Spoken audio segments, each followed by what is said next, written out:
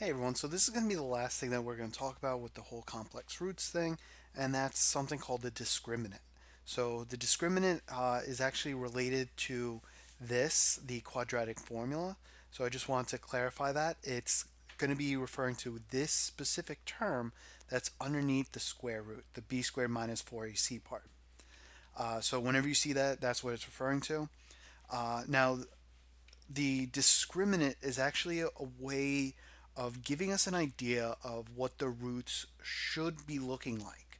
And it's a way to find what's called the nature of the roots. Basically, when we talk about the nature of the roots, we're referring to whether or not, first, if the roots are going to be real or imaginary. So if they're real, then that means we can actually plot it, and the line will end up crossing the x-axis. If they're imaginary, they're never going to cross the x-axis because they have that whole negative square root term. In addition, we can also tell whether or not, through the discriminant, whether or not the roots are going to be rational numbers or irrational numbers. Rational numbers are either whole numbers or fractions, while irrationals would be numbers that typically have square roots still in them. So again, if we find out that uh, we can take the square root of a number and get rid of the square root term, we would have rational root, but if the square root would stay there, it would be irrational.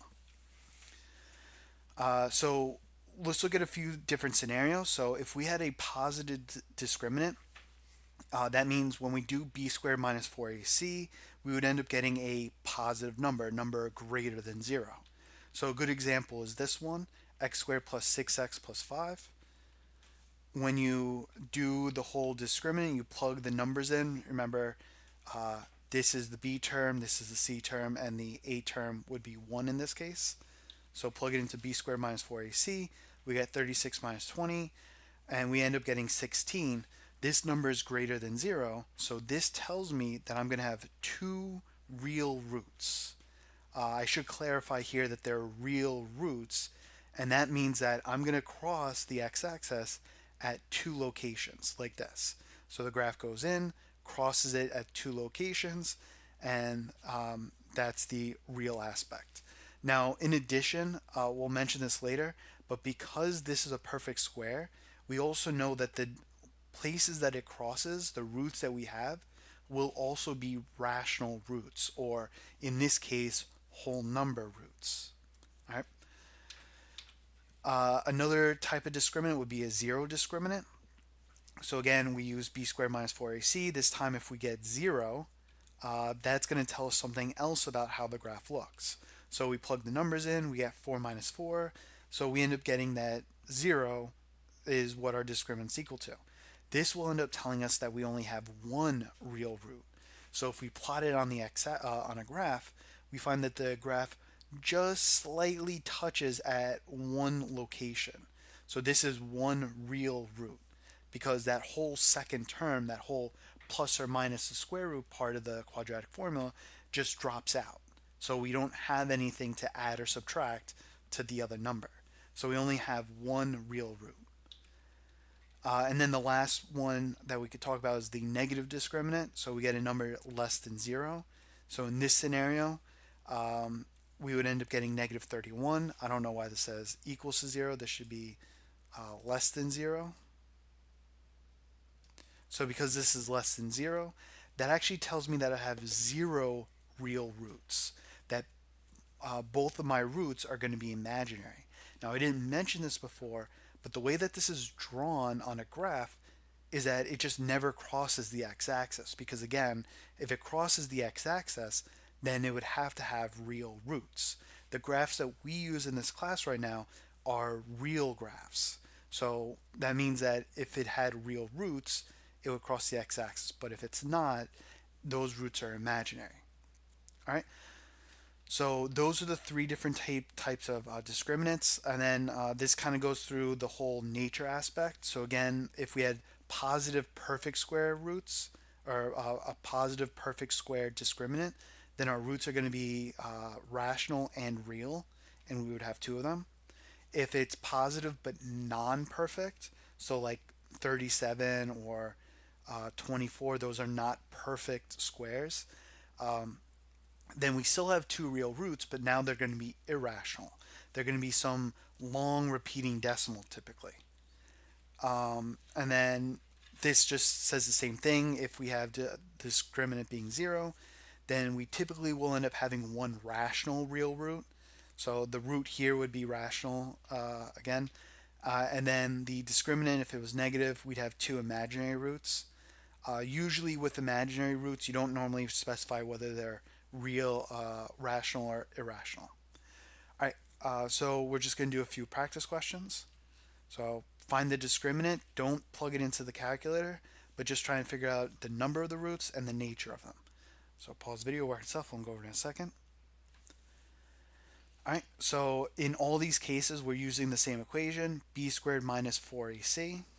So b squared minus 4ac gets us 16 minus 16, which equals 0. That tells me that I have one rational and real root. For part B, I do the same thing. Plug the numbers in, do my calculation. I get a number that's negative 80. That's less than 0. So that means my roots are going to be imaginary. I could also say that they're going to be irrational since that's not a perfect square. And then for this last one, we do the discriminant equation. We end up getting negative 36, which again is less than 0. So I still have two imaginary roots, but this time they're going to be more rational. So like they'll end up having whole numbers, I guess you could say. All right. So here's the next one. So this is a multiple choice. So pause video, work itself. We'll go over it in a second. All right, so they want to know which one will only cross the x-axis exactly once. So this means that my discriminant should be equal to 0. So I'm going to go through each one of these, determine what the discriminant is, and if it's equal to 0, it crosses the x-axis once. So for number 1, I do the discriminant. I end up getting 16. That's greater than 0. This is going to be two rational roots. I do this one. I get negative 47, two imaginary roots. And that means that it's not going to cross the x-axis at all. For number 3, I end up getting another positive number. So once again, it's going to cross the x-axis twice. When I do this one, I get 0. So this is going to be the one that only crosses the x-axis once. Once and only once. All right. So these are independent practice questions. So pause the video, work cell phone. We'll go over in a second. So once again, we do the discriminant equation. We plug the numbers in. We get 25. This is going to be two rational and real roots because 25 is a perfect square.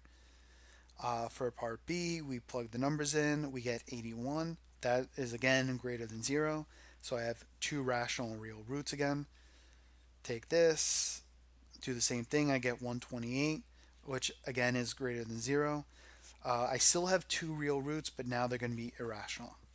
So that's basically it for discriminant. It's just using an aspect of the quadratic formula, and you just have to realize if the what happens, what we know about the roots, if it ends up being either positive or negative or equal to 0, and how we can tell whether they're going to be rational or irrational. That's it. If you have any other further questions, please let me know. Otherwise, I'll see you later. Good luck and have a great day.